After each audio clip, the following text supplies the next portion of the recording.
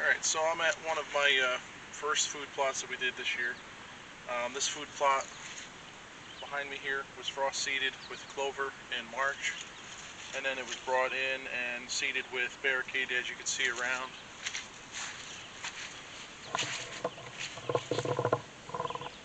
See how the sorghum's coming up? This is all about 4 feet tall. Then as you go out to the far end here,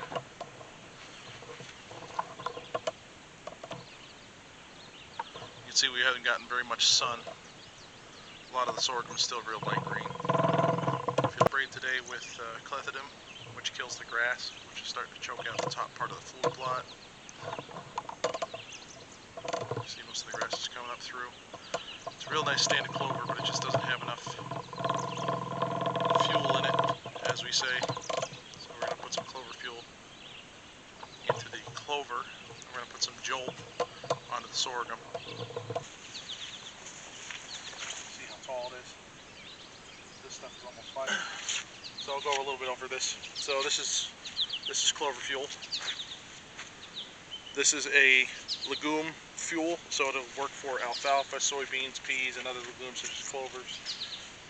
So this is going to get sprayed on the clover spot. Then you have your jolt, which is your foliar fertilizer. This will actually go on almost everything else. I mean, you can put it on clover too, but it doesn't have what the clover needs. This will do a 2-acre area or a ½ acre 4 times. So this is going to get sprayed on the sorghum. Now you heard me talk about clethodim. Clethodim, which is this here, is a grass killer. So this will only kill the grasses. It will not harm the clovers, but I have to be very careful because if I spray it on the sorghum, it'll kill the sorghum because it's a grass style plant. Now if you want to kill broadleafs, this is your 2,4-DB, this is your Butirac. Do not spray this on your turnips or any other style food plot that has the turnips in it, because it will kill the turnips. And if you also spray it on your trophy clover, it will kill the chicory. So you have to be very careful with Butirac. Clethodim is an all grass killer, so I'm going to spray that today. Next year we're going to have to spray this whole field with Butirac, because if you actually look over here, you can see this whole spot up here. This has all had to be mowed down. You can see there's thistles here. They're all coming to flower.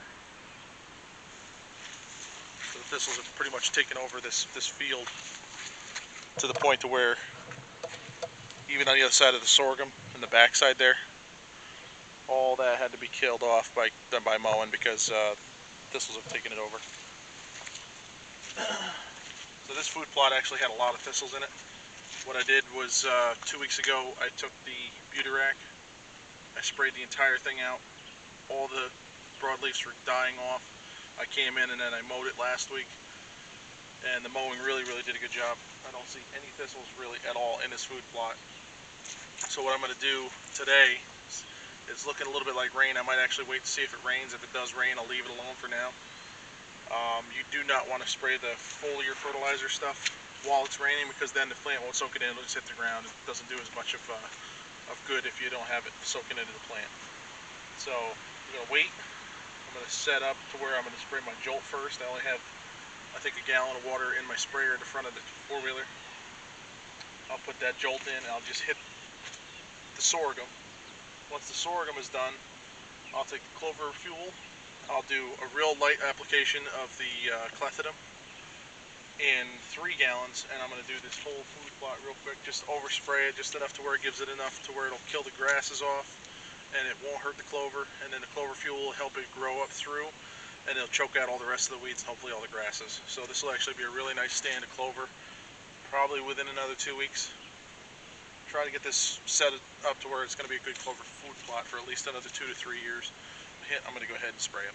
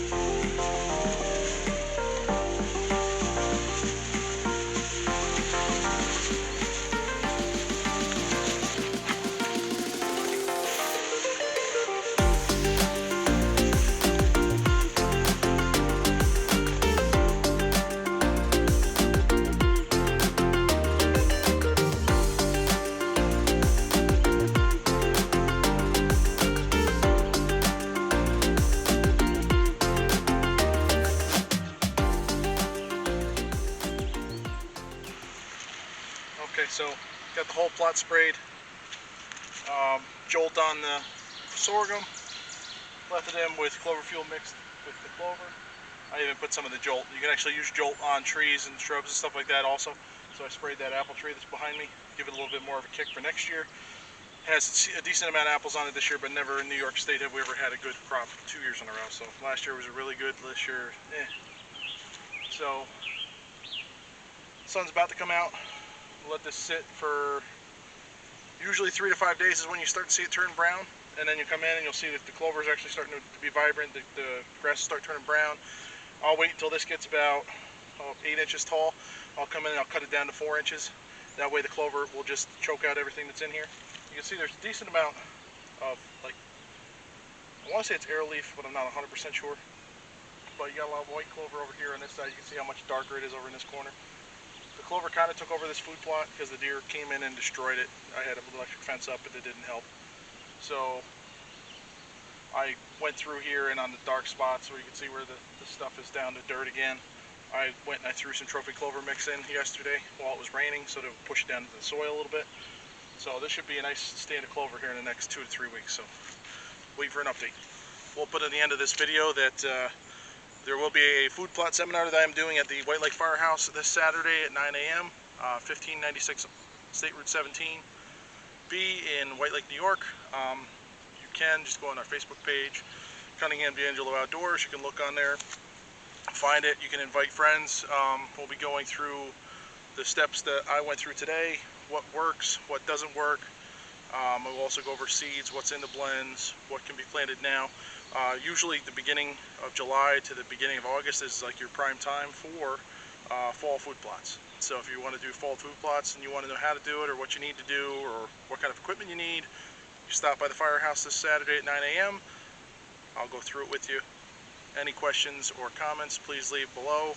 Please like and share and subscribe, please. Hit that subscribe button. Hit the bell for all the notifications because there are going to be more videos coming.